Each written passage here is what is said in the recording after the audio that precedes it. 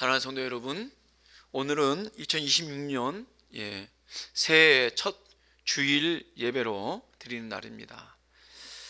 하나님께서 새해를 시작할 수 있도록 인도해 주시고 또 은혜를 베풀어 주신 그 날입니다. 그래서 오늘 감사와 찬송으로 우리 하나님 앞에 영광을 올려 드립니다. 새해 첫 주일 예배를 드리면서 우리 마음이 새롭게 되기를 소원합니다. 새해 신년이라고 하는 것은 단순히 그냥 시간이 바뀌는 그런 지점이 아닙니다. 이 신년의 첫 예배를 드리는 이 시간은 우리의 신앙의 어떤 방향이 전환이 되는 그런 거룩한 어떤 분기점이라고 저는 생각합니다. 그래서 오늘 첫 주일 예배가 중요합니다. 오늘 예배를 통해서 오늘 한 해 동안 우리가 어떤 신앙을 가지고 살아가야 될까? 어떻게 하는 것이 하나님이 기뻐하시는 그런 삶일까? 어떻게 하는 것이 하나님께서 나를 부르신 그 목적에 합당한 삶을 살 수 있을까? 그것을 우리가 고민해보고 그것을 묵상하고 그것을 결심할 수 있는 그런 새해 첫 주일 예배가 되기를 소원합니다. 오늘은 우리가 여호수아서 14장 말씀을 본문으로 읽었습니다. 오늘 본문 가운데 나오는 이 산지를 지금 내게 주소서, 이 말씀을 가지고 우리 교회 올 한 해의 표어로 제가 삼았습니다. 이 산지를 지금 내게 주소서.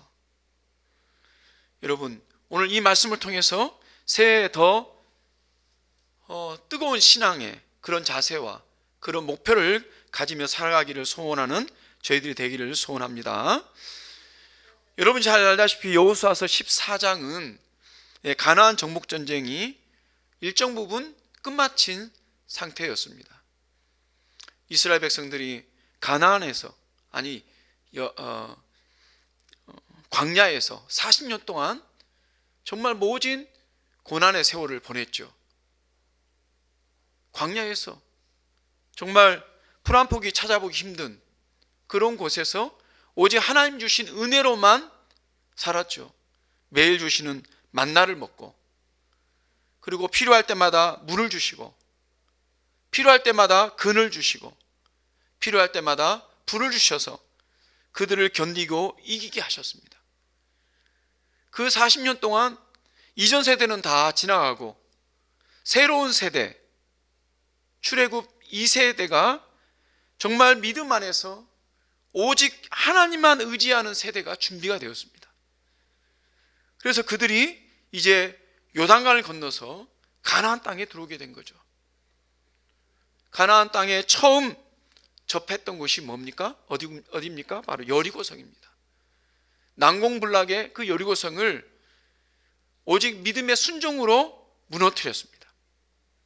그것을 기점으로 아이성을 점령을 하고, 그리고 나중에는 남쪽 5왕의 연합군을 무찌르고, 그리고 북쪽 열왕들의 그 연합군을 무찔렀습니다. 그리고 온전히 하나님 앞에 영광을 돌리고 찬양을 올려드렸죠. 이게 바로 여호수아서 1장에서 12장까지 이야기입니다. 그리고 13장부터 지금 14장까지는 이제 이 점령한 가나안 땅을 12지파에게 나눠주는 준비를 하는 것이죠. 그래서 이 12지파에게 이 땅을 어떻게 분배할 것인가? 그것은 하나님의 그 뜻 가운데 제비를 뽑아서 분배하게 되어 있습니다. 그런데 이 중요한 시점, 땅을 차지하는 것도 중요하지만 땅을 분배받는 것도 너무 중요한 것이죠. 그런데 이 중요한 시점에 한 사람이 여호수아 앞에 조용히 나옵니다. 그 이름이 누굽니까? 바로 갈렙이라는 사람입니다. 갈렙은 여호수아에게 나와서 45년 전의 일을 회상하며 이야기합니다. 내 나이 40세 여호와의 종 모세가 가데스 바네아에서 나를 보내어 이 땅을 정탐하게 하였으므로 내가 성실한 마음으로 그에게 보고하였다. 이 이야기는 45년 전의 이야기인데 바로 민수기 13장, 14장에 잘 기록이 되어 있습니다. 이스라엘 백성들이 이제 가나안 땅을 들어갈 준비가 된 지 1년이 지났습니다. 그래서 출애굽하고 하나님으로부터 이 율법의 말씀을 받고 그 율법의 말씀에 따라 성막을 짓고 그리고 광야를 행군하고 가나안 땅 가장 밑에 그 광야지대 가데스 바네아라고 하는 그 지역에 이르는 겁니다. 거기서부터 곧장 위로 올라가면 가나안 땅입니다. 거기에서 12전방장군을 각 지파별로 한 명씩 해서 정탐하라고 보낸 거죠. 그때 어떤 일이 있었습니까? 12정탐꾼들이 다 정탐하러 와서 모세와 백성들 앞에서 보고를 하는데 그 땅은 정말 우리가 살기에 너무 좋은 땅이었다. 정말로 젖과 꿀이 흐르는 땅이 맞습니다. 그런데 이 정탐꾼 중에 다수인 12명 중에 10명이 뭐라고 얘기합니까? 하지만 그 땅은 우리가 차지할 수가 없습니다. 그 땅에는 높은 성들이 있고 그 땅의 사람들이 다 강합니다. 특별히 거기에는 아낙 자손의 거인들이 있습니다. 우리가 그들을 보았을 때 우리 스스로가 생각할 때 그들 앞에서 우리는 메뚜기와도 같습니다. 그런데 우리가 어떻게 저 가나안 땅을 차지할 수 있겠습니까? 그러면서 통곡을 하고 지금까지 우리가 40년을 기다렸는데 이제 우리는 가나안 땅도 차지 못하고 우리는 어떻게 하면 좋겠습니까? 처음에는 두려움, 그 다음에는 낙심. 이 낙심이 깊어지니까 어떻게 됩니까? 이제 불평과 불만과 대적하는 자리까지 나아가죠. 왜 우리를 애굽에서 잘 살고 있었는데 우리를 불러내가지고 이제 우리가 이 땅에서 죽게 만들었냐. 그러면서 모세를 없이 하고 우리가 새로운 사람 지도자를 뽑아서 애굽으로 돌아갑시다. 이건 반란이죠. 그런데 단 두 사람 여호수아와 갈렙만은 그렇게 하지 않았습니다. 우리가 두루다니며 정탐한 땅은 심히 아름다운 땅이라. 여호와께서 우리를 기뻐하시면 우리를 그 땅으로 인도하여 들이시고 그 땅을 우리에게 주시리라. 이는 과연 젖과 꿀이 흐르는 땅이니라. 다만 여호와를 거역하지 말라. 또 그 땅 백성을 두려워하지 말라. 그들은 우리의 먹이라. 특별히 갈렙은 이렇게 말했습니다. 그들은 우리의 먹이라. 옛날 성경에는 그들은 우리의 밥입니다. 이렇게 말했습니다. 거인족을 본 사람들은 아니 우리는 그들의 메뚜기와 똑같다. 우리가 메뚜기다 이야기하는데 여호수아와 갈렙은 하나님께서 기뻐하시면 그들은 우리의 밥이 됩니다. 얼마든지 우리가 이길 수 있습니다. 이렇게 고백했다는 거예요. 그걸 지금 이야기하고 있는 거예요. 7절에. 그죠? 나를 보내 이 땅을 정탐하게 하였으므로 내가 성실한 마음으로 그에게 보고했습니다. 어떻게 해요? 그들은 우리의 먹입니다. 우리가 차지할 수 있습니다. 그러니까 지금 이제 나로 하여금 그 땅을 차지하도록 나를 보내주십시오. 그렇게 갈렙이 여호수아에게 말을 하고 있는 것입니다. 그러면서 8절에 보면 갈렙이 뭐라 얘기합니까? 나는 내 하나님 여호와께 충성하였으므로. 지금까지 하나님께서 자기를 불러 쓰실 때까지 그리고 지금까지 기다리면서 45년을 기다렸죠. 여호와께 충성했다는 거예요. 이 충성했다는 말은 헬라어 언어로 따지면 전심으로 여호와를 따랐다 이런 뜻을 가지고 있습니다. 그는 전심으로 여호와를 따른 사람입니다. 오늘 6절 말씀 보면 그는 그니스 사람 여분네의 아들 갈렙이라고 그랬습니다.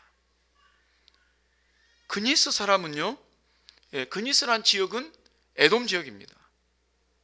그러니까 이 갈렙은 원래부터 유대인이 아니었어요. 히브리인이 아니었단 말이죠. 에돔 족속이었습니다. 에돔 족속이었던 그니스 사람, 그 여분네의 아들이죠. 그러니까 아버지가 그니스 사람이니까 그 혈통으로서는 히브리인이 아닌 거죠. 그런데 이 갈렙이 유다 지파의 대표가 되었습니다. 그 말은 무슨 말입니까? 유다 지파의, 특별히 이스라엘 모든 지파가 다 그렇지만 특별히 유다 지파는 자기 지파의 어떤 이 프라이버시가 강했던 지파입니다. 배타적인 지파죠. 그런데 이 유다 지파에서 그런 민족 감정이 있었음에도 불구하고 갈렙을 자신들의 지파의 대표로 세운다고 하는 것은 갈렙이 어떠한 인물이라는 걸 잘 알 수가 있죠. 그는 믿음이 좋고 용기가 있고 용감하고 모든 사람들의 본이 되었던 사람입니다. 어떻게 그런 사람이 될 수 있었겠습니까? 바로 하나님 앞에 신실하고 성실하고 충성스러운 사람이었기 때문입니다. 뿐만 아니라 그는 겸손한 사람이었습니다. 원래 갈렙은 45년 전 여호수아와 함께 가나안을 같이 정탐을 했는데요,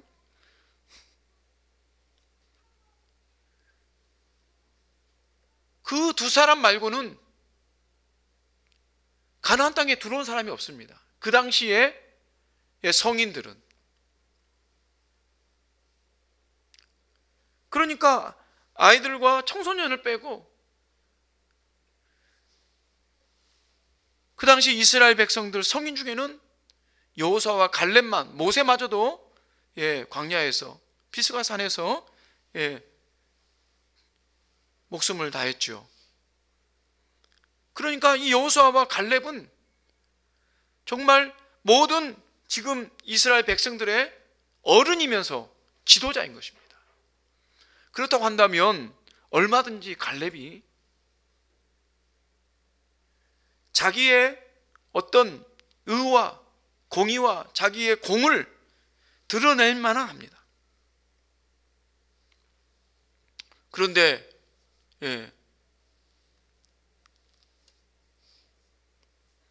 지금 여호수아는 모세의 대를 이어서 민족의 지도자가 되었습니다. 갈렙은 그 여호수아의 절대적인 명령에 따르는 그런 종과도 같은 존재가 되어 있는 거죠. 그런데 한 번도 그 여호수아의 명을 어긴 적이 없습니다. 오늘 말씀에도 보면 여호수아에게 찾아와서 부탁을 합니다. 내놓으라는 게 아니죠. 제가 차지할 수 있으니 저를 보내주십시오.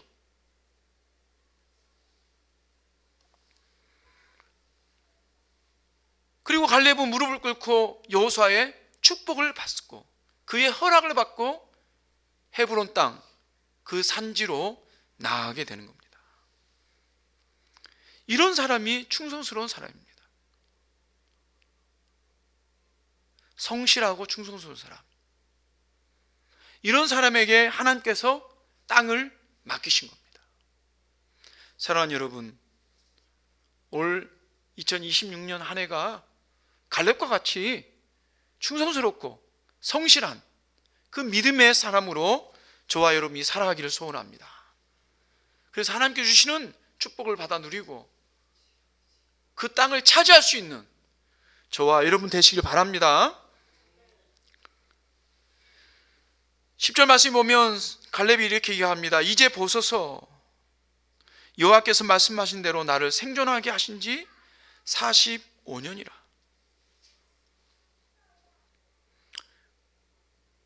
가데스 바네아에서 이 가나안 땅을 본 지가 45년이 지났다는 겁니다.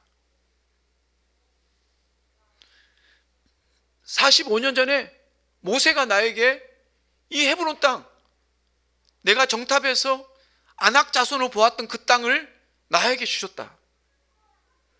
그런데 그때부터 지금 내가 기다린 세월이 45년이 되었다는 것이죠. 광야에서 40년, 그리고 가나안 땅에서 치열한 전투를 한 지가 5년이 된 것이죠. 이 45년이라는 기다림 시간 동안에 갈렙은 결코 하나님께서 자기에게 주신 그 약속의 말씀, 이 산지를, 그 산지 헤브론 땅, 그 땅을 자신에게 주시겠다고 하는 약속을 잊지 않았다고 하는 것입니다. 기억했다고 하는 것이죠. 그러면서 그 오랜 시간 동안 불평하지 않았습니다.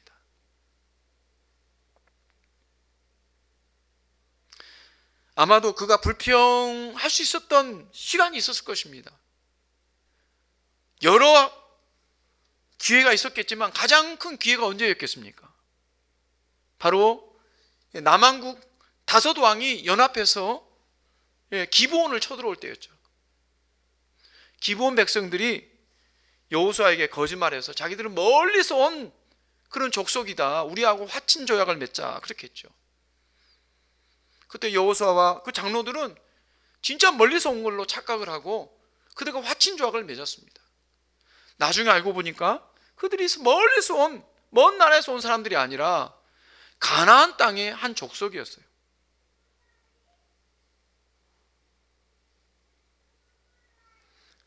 그런데 이 기브온 족속이 이스라엘과 화친 조약을 맺었다는 소문이 났죠.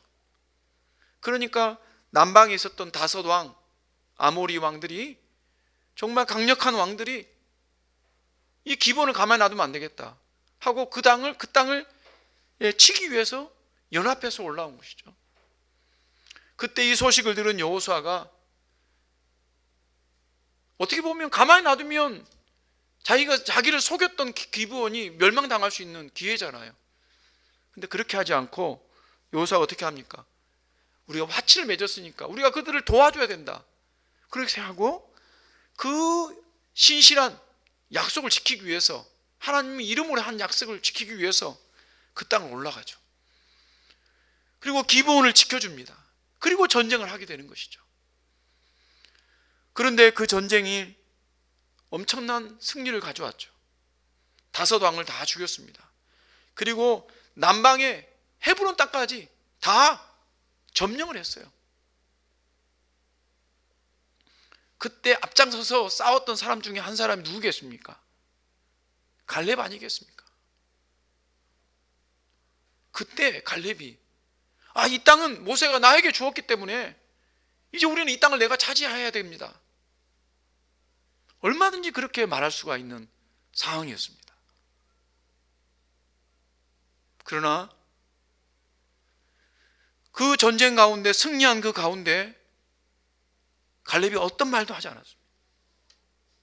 그리고 이후에 전쟁이 계속됐습니다. 몇 년 동안, 최소한 4년 동안 계속됐습니다. 그 수많은 전쟁을 다 치르고 이제 물론 다 차지하지 못한 가나안 땅이 남아 있습니다. 그 이후에도 계속 소규모 전쟁들이 있었지만 큰 전쟁이 끝난 거예요. 이 시점에서 갈렙은 여호수아에게 찾아와서 하나님께 약속하신 땅, 모세가 나에게 주기로 한 그 땅을 저에게 주십시오, 그렇게 말하고 있다는 겁니다. 사랑하는 여러분, 제가 지난주 말씀 가운데서도 시므온이 하나님께 주신 그 약속의 말씀을 믿고 평생을 메시아를 기다렸다, 그렇게 말씀했지 않습니까? 메시아를 보기 전까지는 너가 죽지 아니하리라, 그런 약속의 말씀을 받았습니다. 그래서 시므온은 매일마다 성전에 올라가서 기도하면서 메시아 오기를 꿈꿨습니다. 드디어 아기 예수님이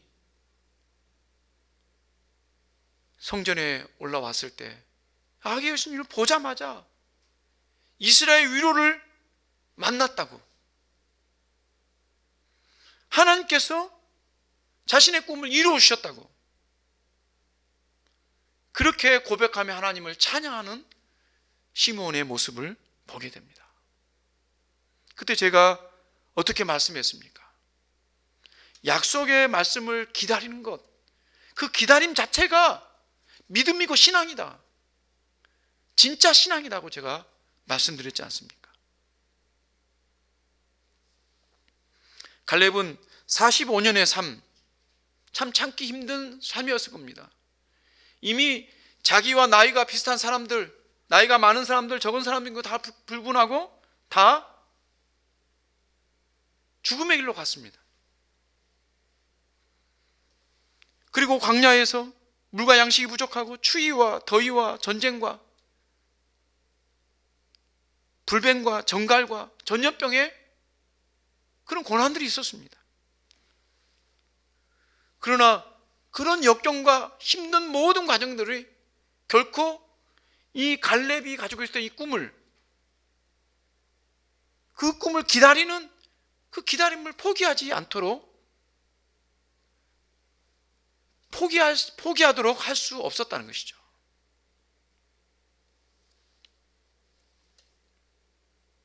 그 이유가 어디 있습니까? 약속의 말씀을 믿는 믿음에 있습니다. 그 믿음이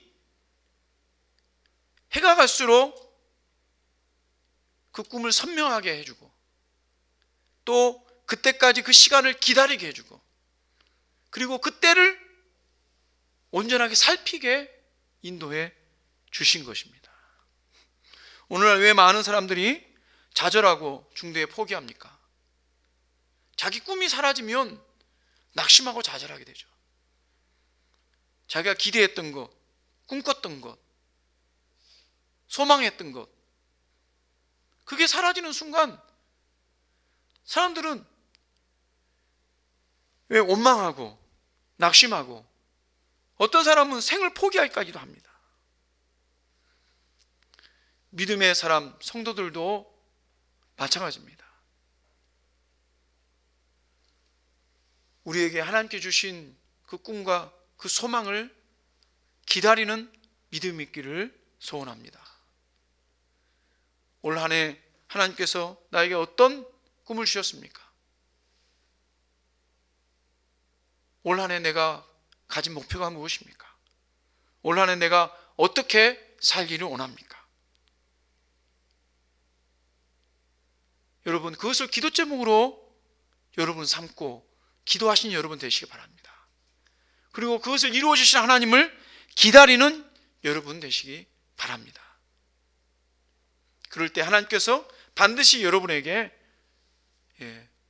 그 기다림의 그 보상을 주실 줄로 믿습니다.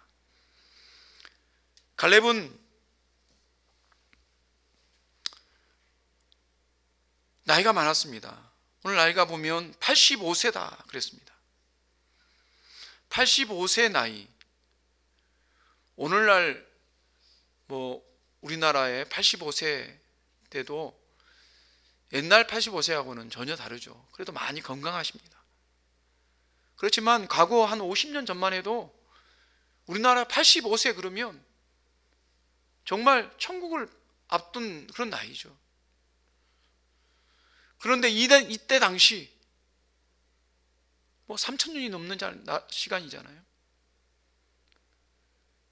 그 전에 고대에 85세라는 나이는 대단한 나이죠. 살아있는 것이 기적이고, 정말 어떻게 전쟁을 할 수 있겠습니까? 그런데 갈렙은 이 나이를 결코 장애라고 여기지 않았습니다. 이제는 나이가 많아서 이제는 때가 지나서 내가 꿈 꿨는데 할 수 없어, 이렇게 말하지 않았다는 겁니다. 85세지만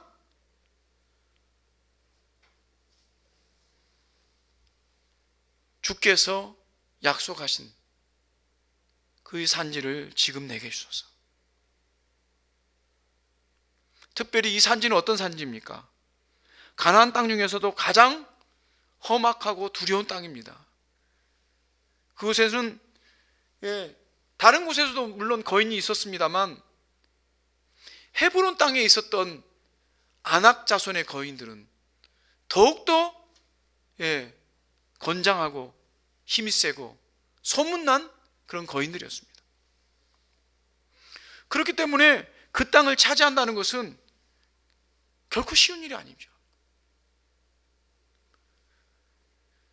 자기가 좋은 땅을 원했다고 한다면 얼마든지 그 땅을 차지할 수 있었을 것입니다.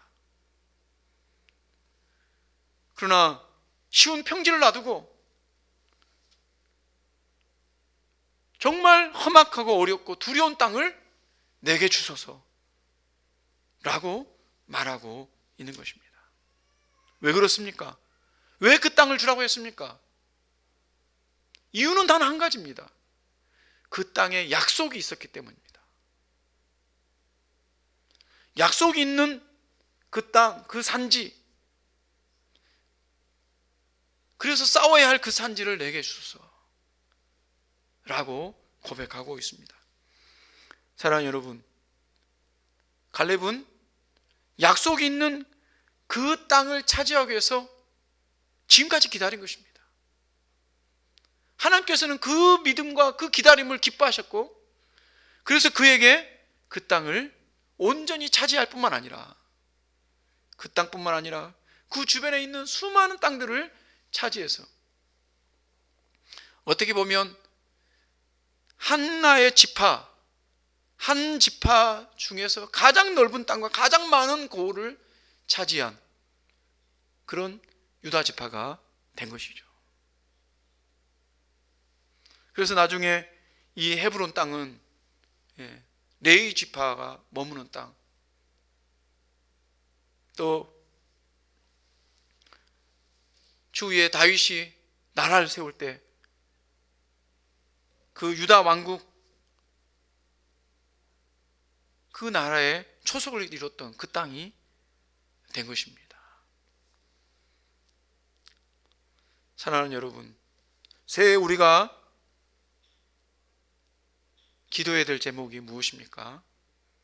우리도 마찬가지로 갈렙처럼 이 산지를 내게 주소서라는 기도 제목입니다. 우리가 차지해야 될, 우리가 점령해야 될 영적 산지가 있습니다.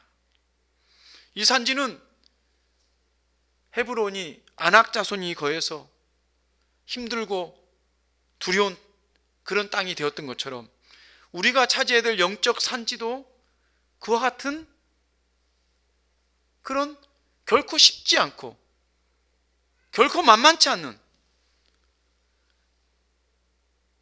그런 곳입니다. 그것이 어디입니까? 말씀의 산지입니다. 말씀의 산지가 무엇입니까? 성경 말씀, 하나님이 우리에게 축복으로 주신 말씀, 이 말씀을 우리가 깊이 묵상하고 그 말씀에 그 샘솟는 그 생명의 말씀을 우리가 받아 누려야 되는데, 생각해 보면 우리가 매주마다 말씀을 듣지만 우리가 얼마나 말씀 앞에 깊이 나아가고 있습니까? 지금도 여러분이 말씀을 펴서 어떤 성경을 볼 때 이 말씀이 과연 나에게 어떤 말씀으로 들려주시는가, 그것이 바로바로 깨달아지는지 의문스럽습니다. 말씀을 듣기는 하지만 그 말씀이 나에게 주시는 말씀, 지금 말씀에 분명한 뜻이 무엇인지, 나를 어떤 진리 가운데 인도하시는지 그것을 깨닫지 못한다고 한다면 그 말씀이 우리의 삶으로 연결되지 않죠. 우리의 축복으로 연결되지 않습니다. 그렇기 때문에 성경 말씀은 우리가 쉽게 오를 수 있는 그런 산지가 아닙니다. 신앙생활을 10년 하고 20년 해도 성경을 제대로 깨닫지 못하는 분들이 많습니다. 성경을 읽었던 것 또 읽고 또 읽고 한 발자국 한 발자국 더 나아가지 못합니다. 읽었지만 그 문맥 가운데 있는 하나님의 우리를 향하신 그 뜻을 깨닫기가 참 어렵습니다. 어떻게 이 산지를 올라야 되겠습니까? 먼저 우리가 사모하는 마음으로 기도하시기 바랍니다. 올해는 정말 말씀을 사모하겠습니다. 말씀을 내가 이렇게 목표해서 읽겠습니다. 그렇게 결심하고 나아가시는 여러분 되었으면 좋겠습니다. 말씀은 꾸준하게 반복해서 읽어야 하고 또 묵상을 해야 되고 또 말씀을 읽는데 인내가 필요하죠. 그렇게 말씀의 산지를 오르시는 저와 여러분 되시기를 주님으로 축원합니다. 뿐만 아니라 우리가 오르기에 어려운 산지가 있죠. 영적인 산지, 전도의 산지입니다.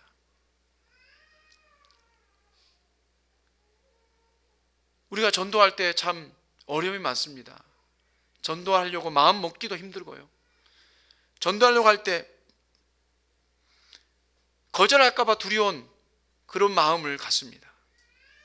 그리고 전도하면서 부담스러운 것도 있습니다. 내가 똑바로 살지 못하면서 예수님을 전하면 저 사람이 어떻게 볼까? 그런 마음도 있습니다. 그런 마음이 부담이 되면 입이 쉽게 떨어지지 않죠. 또 세상 사람들의 이 냉소주의, 특별히 요즘은 문화적으로 기독교를 굉장히 비판하고 부정적으로 그렇게 보여주는 그런 세대가 되었습니다. 과거에는 어린 아이들을 교회 가는 것, 자기 부모들은 교회를 안 다녀도 아이들을 교회 가는 거 별로 말리지 않았습니다. 공부하는 데 지장이 없으면 언제든지 보냈습니다. 다른 데 가는 것보다 교회 가는 게 훨씬 낫다 생각을 했습니다. 그런데 요즘 젊은 부부들은 기독교에 대한 반감을 가지고 있나 봐요. 교회 가는 것을 적극적으로 말리는 그런 현상들이 많이 보입니다. 이런 세대 가운데 우리가 복음을 전한다는 것 결코 쉽지 않습니다. 그러나 여러분, 오늘 갈렙이 뭐라고 얘기했습니까? 여호와께서 나와 함께 하시면 이 산지를 차지할 수 있습니다. 여러분, 새해에는 우리가 복음을 들고 나아가기를 원합니다. 복음의 삶을 살기를 원합니다. 복음을 증거하는 입술을 갖기를 원합니다. 부담이 돼도 여러분, 일단 말부터 하시는 것이 좋을 것 같습니다. 말을 하고 전도를 하면 오히려 그것이 우리에게 디딤목이 됩니다.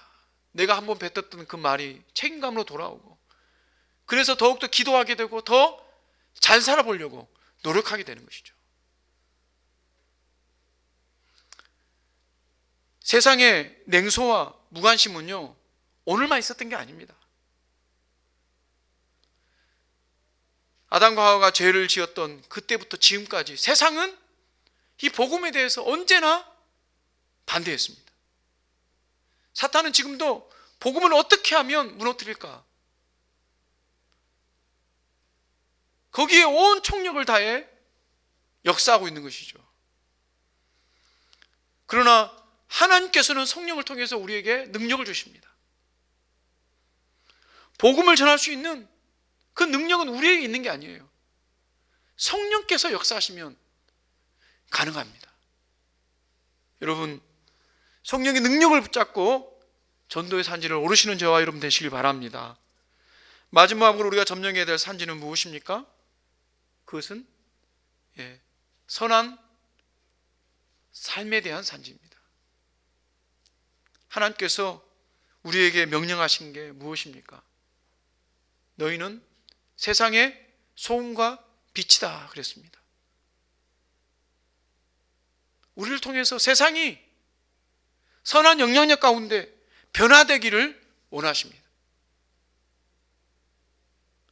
그래서 세상으로부터 소금의 역할을 감당하는, 빛의 역할을 감당하는 성도들이 되라라고 그렇게 말씀해 주셨습니다.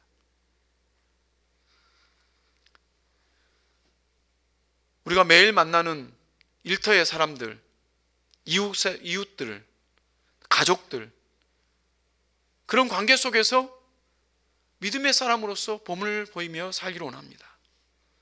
쉽지 않습니다. 자기들은 잘못하면서 성도들이 잘못하면 꼭 꼬집습니다. 아이고, 교회 다닌다는 게 이렇게 이야기를 합니다. 한편으로 억울하죠. 그런데 그렇게 말하는 것을 우리 주님께서 말하신다라고 생각하시기 바랍니다. 주님께서 나를 책망하시는구나. 그래, 고쳐야지. 변화돼야지. 좀 더 잘 살아야지. 좀 더 열심히 살아야지. 좀 더 사랑해야지. 이렇게 여러분, 우리의 마음을 고쳐먹고 선한 삶을 실천할 수 있는 저와 여러분 되시기를 주님으로 축원합니다. 말씀을 맺겠습니다. 사랑하는 성도 여러분, 갈렙은 말합니다. 지금 이 산지를 내게 주소서. 나중이 아니라 지금 주라고 말씀하고 있습니다. 여건이 더 좋아지면,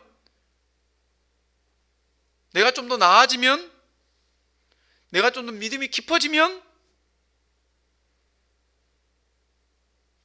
이것도 하고 저것도 하고 저것도 하리라. 그렇지 않습니다.